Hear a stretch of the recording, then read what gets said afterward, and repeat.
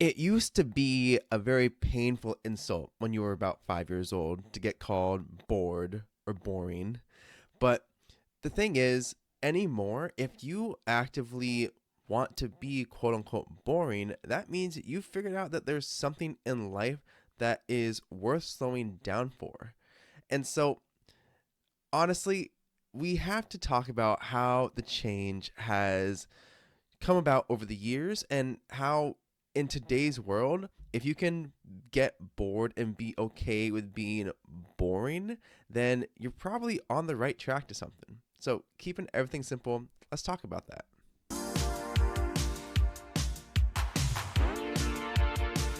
Welcome back to the Keeping Everything Simple podcast. I'm your host and fellow student, Michael Klukas, and on this show, we boil down complicated topics into simple and actionable tips. So, we gotta first start off with the evolution of boring. Like I said, boring at first would have been considered an insult. Like when you're 5, 6, whatever age, when you're called boring, then usually it's world shattering. Usually you're thinking, okay, wow, then I'm just not interesting. Then I'm just not fun to be around. And sometimes, okay, yeah, sometimes that can be true, but also more often than not, it's just a statement of fact of in that moment, things just aren't exciting.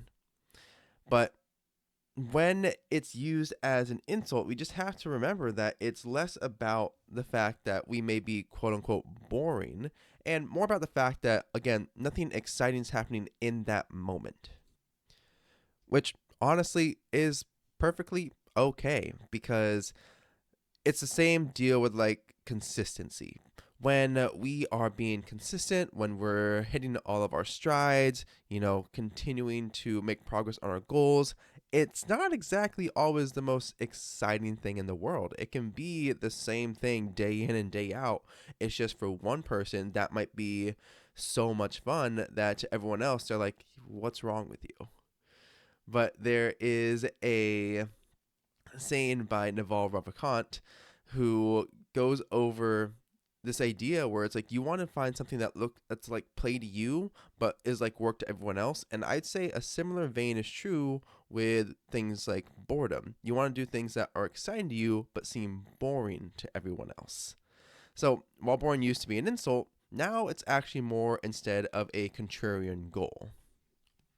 Now, Cody Sanchez goes over this a bit in her content, but boring as this contrarian goal is this thing to work towards. It's this kind of lifestyle that you're choosing to lead with intention. So rather than being reactionary, rather than being pulled into what everyone else is being pulled into, instead you are setting the tone and setting the pace for your own life. You aren't feeling distracted by what everyone else is doing, what everyone else is saying. Instead, you are thinking, what's going to be the best course of action for my life right now? And how am I going to continue to strive towards that single mindedly? And again, like I said about consistency, that's not always the most exciting look in the world, especially when you realize that, hey, if it's the same thing day in, day out, if it's putting in the hard work, if it's putting in the grueling hours into your relationship, into your personal pet projects, into your business, into your hobbies, again, it's not always going to be exciting. I like to say it's related to like your work or your career. See, even if you are in a job that you're super passionate about, that you love with every ounce of your being, there's going to be days that you hate it. There's going to be days that you wish that you could just stop for a bit there and not have to think about it, but you always eventually come back to it and realize, okay, no, this is what I want to be doing. This is what I love doing. The same is true with boredom. There's going to be days where you're craving excitement. There's going to be days where you're craving novelty, where you're craving something new. And that's fine. That's all well and good because we should be looking for new things in our life. And at the same time, there's going to be days where you're thinking, okay, no, I like where I'm going. I like what trajectory I'm on. And that means I'm going to have to just stick to it. I'm going to have to keep working at it.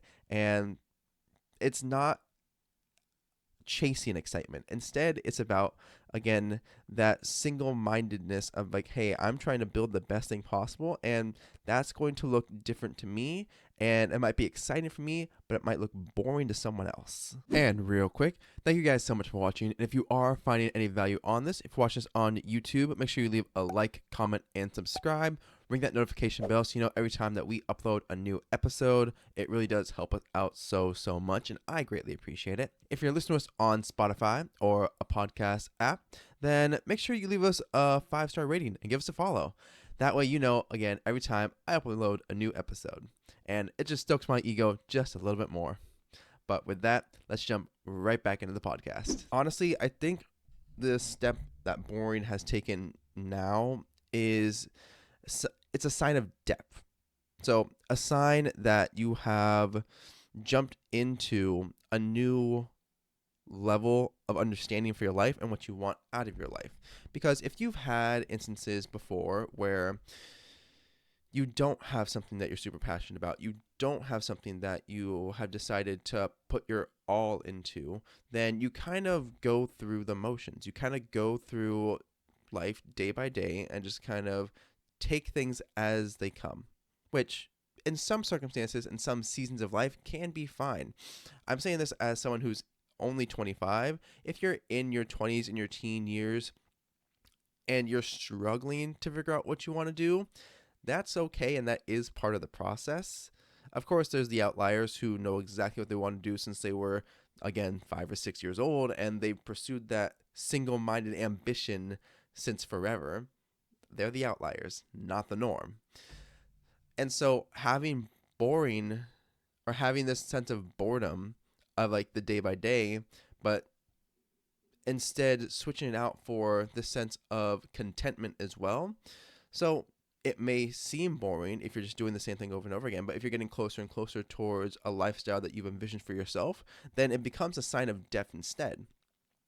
But I also want to caution here and say it's not so much a matter of just repetitiveness, because you can have couples, and use this as the best example, you can have couples who they both work, they have no kids, they have their own social groups, which is fantastic. You need friendships as, you know, a married couple, as a dating couple, whatever it is.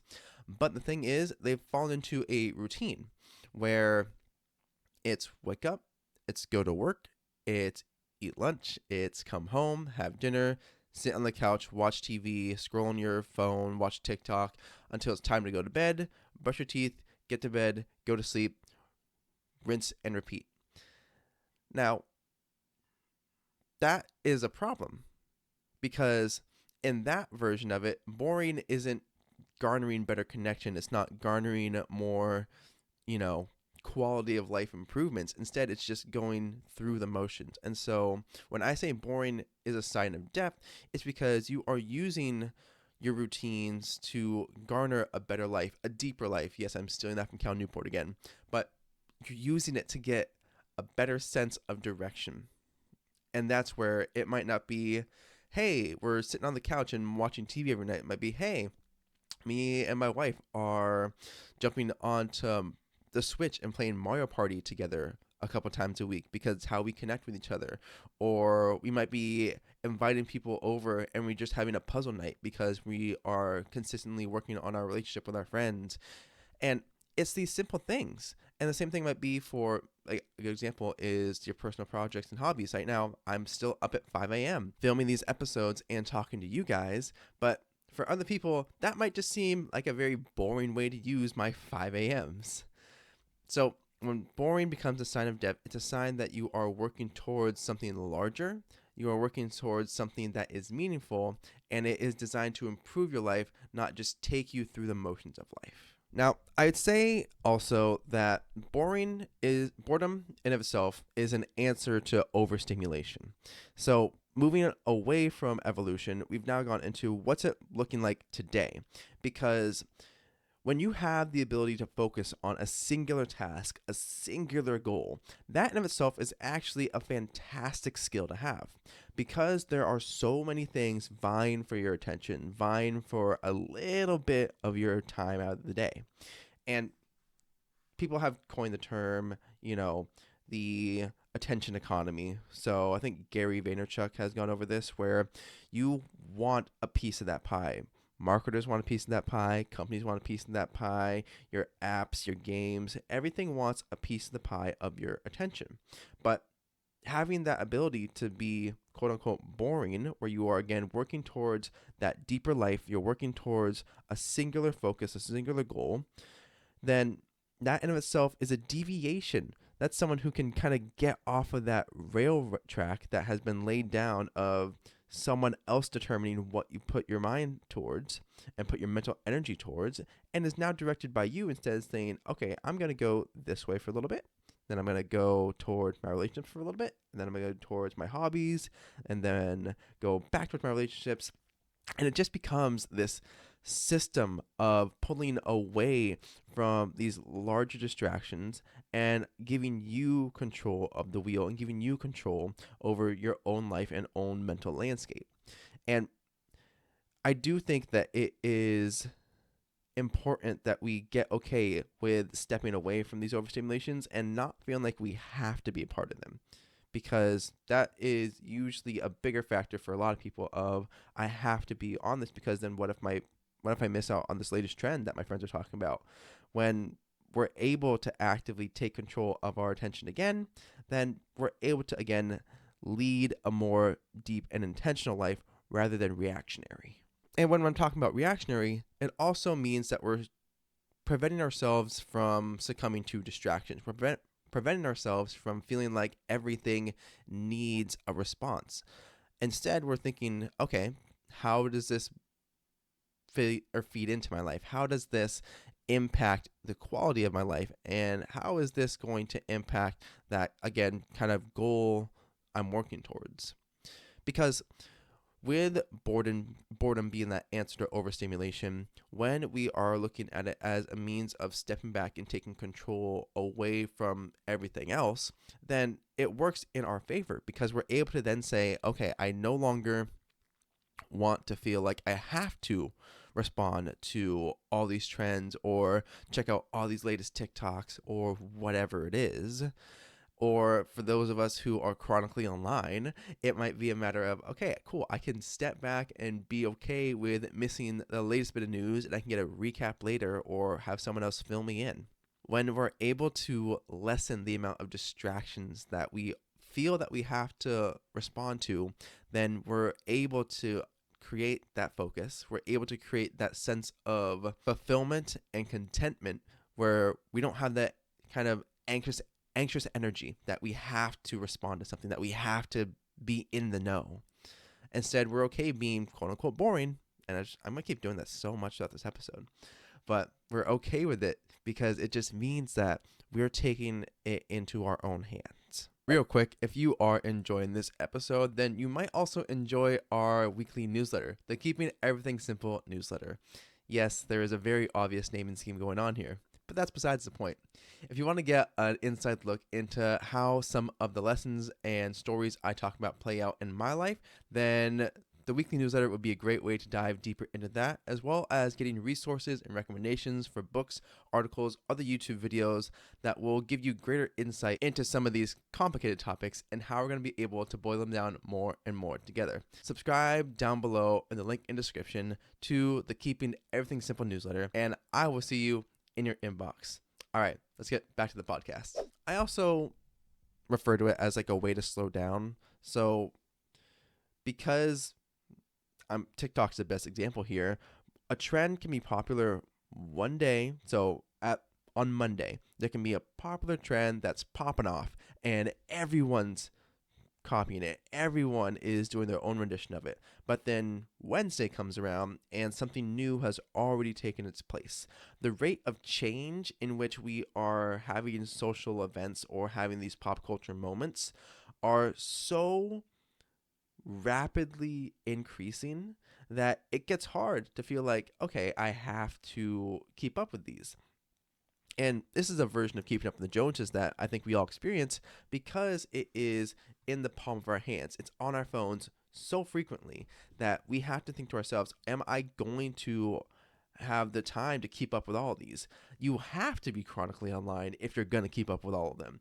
And this is why you can miss out on so many of them, or they have like TikTok is like ground zero for so many trends, and then they bleed over into Instagram as people kind of repost them and recreate them there, and then they bleed over into YouTube Shorts as people try to repost them over there too. But it's just so fast. There's so much happening and so much changing so quickly that we can feel like we're getting left behind, like we're getting left in the dust by everyone else and by everything else. But boredom is a fantastic answer to it. Being boring allows you to think, okay, I don't have to be on this hamster wheel. A lot of YouTube creators and content creators have described this, like what they do as a hamster wheel. They feel like they're just chasing the next thing over and over and over. But if you're able to slow down, you're able to realize, okay, I don't need to be on that hamster wheel, and I don't need to be on top of the next thing or participate in this next trend that comes through. So I definitely think that boredom as a whole, and this relates to the idea of it being a contrarian goal, it is an answer to that rapid change, that rapid social media landscape, that and this rapid digital era that we are all in right now. So as a whole, to recap that part, boredom is an answer to overstimulation because we have the ability to focus once again. We're able to step away from distractions, and we're able to slow down and take things on our own terms at our own pace. And comment down below, do you find just the rapid change and the rapid rate in which trends change to be a bit overwhelming? And would you wish that life could get a little more boring for you? Let me know in the comments down below. But ultimately, I will also say that boredom is uncomfortable. So you have to know, how do you sit with boredom? And there's a couple ways I like to go about this. First, I recommend try a disconnected hobby. Now, I think the name's kind of self-explanatory, but let's explain it anyways. When I think about a disconnected hobby, I'm thinking about what I mentioned earlier with things me and my wife do. It could be playing the Switch because it's a local game. You are playing with the people around you, and you're hopping on to just play some games, or doing a puzzle, doing a board game. It can be getting into drawing, into reading, into writing. It can be getting into playing music. I have a ukulele in the back corner here, if you're watching on YouTube right now, and I haven't played in a while. I've been meaning to get back into it, but that's one of the disconnected hobbies that you can get into. And you can also check out my video on hobbies for more ideas around that. But get a disconnected hobby because it allows you to unplug from that rapid hive mind of social media and instead take a more focused moment in time and actively work on something, or just enjoy something for the sake of enjoying it, not for the sake of keeping up with everyone else. And I think that it's so important that we do actually let ourselves feel like these disconnected hobbies are an answer to, again, the rapid rate of change that happens within the digital landscape right now. Because when you are disconnecting, you are reconnecting with something else. It's either reconnecting with your artistic side, reconnecting with other people, reconnecting with an interest that you may have had, or a pet project. But find a disconnected hobby that you enjoy working on and that makes you happy, because that in of itself will lead you down a much better route in terms of controlling your mental landscape and controlling how you spend your time. And when I also talk about like personal pet projects too, you want to go deep into your interests and actually learn about them. And that is, again, going off the idea of, you want to find what looks like work to others but is play for you. You want to find what looks boring to others but is exciting to you. Now, I'm going to use computers as an example here. I build computers as a hobby. And for me, it's super fun. However, my wife, for the most part, probably couldn't care less. Same with my coworkers, where they're not going to be super into how do I get the best CPU and GPU combo, and what is a new case design that I want to try out, or what is the budget meta that I can do right now for flipping PCs. And for some of you who are listening to this right now, you're probably thinking, I have no clue what in the world he's talking about, and I actually don't care. I'm here for Gen Z. I'm here for self-improvement. I'm here for building an intentional life. And that's fair. And that's a great example of, again, what is boring to others but is exciting for you is important to find because it's going to be different for everybody. I have multiple things that are going to be super interesting to me, but might be boring to someone else. Another example for me is like anime and manga. That's not really my wife's cup of tea. That's not all my friends' cup of tea. However, for me, I love it. I have my subscription to Shonen Jump. I have my subscription to Crunchyroll, and I've had these things for years. And when we are going deep into interest and learning, it is then using those as other ways of improving the quality of our life. So at some point, I'd love to do a one shot for a manga. I think that'd be awesome. And that's me going deeper into the interest because I love reading manga and love watching anime. Then, hey, for me, why not at some point try to do a one shot? So I've learned about drawing, I've learned about animation, I've learned about how to sketch and storyboard. And these have all kind of compiled together over time. And it's because I find it interesting and I want to learn about these things. And this has to be taken into context for yourself too. Not everyone's going to have that same interest in that same topic. But if you're able to find the ones that give you that edge over everyone else because you are so interested in it that everyone else again finds it kind of just odd, or they'll be like, okay, that's cool. Yeah. Good luck with that. Then you've found something that for yourself is your own unique brand of you. And that's so important because there's other people definitely that have that same interest. And it's just a matter of finding out how do we all slow down and have these interests and have these hobbies and have this sense of learning become center to our lives rather than just an offshoot of it. If you're looking for an entry into journaling or just want to get more mindful about your own productivity, then go ahead and check out our daily review journal. This is the first edition of that journal. Available now on Amazon. Combining my own kind of journaling prompts throughout the day, it is an easy way to get you into journaling along with easy formatting to follow. So from daily gratitude to a daily review, along with goal setting using tomorrow's daily highlight, and ending with any notes and miscellaneous reminders that you might have for yourself. It is a fantastic way to, again, start the habit of journaling, as well as get more intentional about how you control your own view of life and your day-to-day. So this is just one step in that direction on how I can help you guys do that. But follow the link in the description down below to pick one up today. And with that, let's jump right back into the podcast. Another way to sit with boredom and be boring is you have to practice doing nothing. And this one sounds kind of counterintuitive to what I've just been talking about having hobbies, going deeper in interests. But when I say sit with doing or practice doing nothing, I truly mean practice doing nothing. Maybe you find it uncomfortable to just sit there and think about nothing, do nothing. Maybe you reach for your phone if you just happen to be sitting on the couch for a couple minutes. But my challenge to you is try this out for like 5 minutes, 10 minutes, 15 minutes, where you just put your phone away in another room and you go sit on the couch. You go lay in your bed, not try to go to sleep, but you just kind of lay there and do nothing.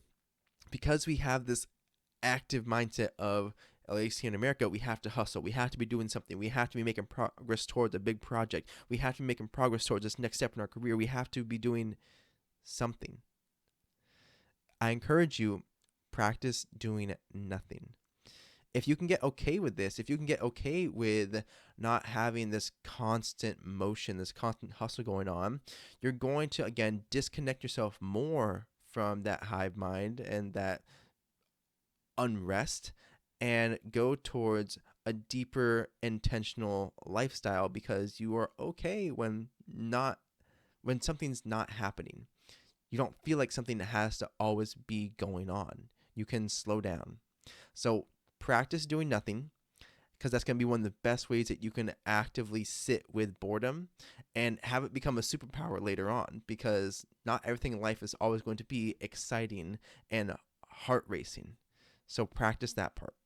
And ultimately, this all comes down to understanding your brand of boring as well. Because if you want to sit with boredom and practice boredom, you have to understand what, again, is boring to everyone else, but is exciting for you. And that's going to take self discovery. That's going to take time to figure out. You may already have an inkling of it. You may already have had hobbies throughout middle school, high school, college, in your career right now that, again, you find to be exciting. Maybe you are super into designing the slideshows at work, but then it's actually because you have an interest in graphic design and presenting, and you haven't explored that. Ultimately, when it comes to boring, it's going to be different for everyone.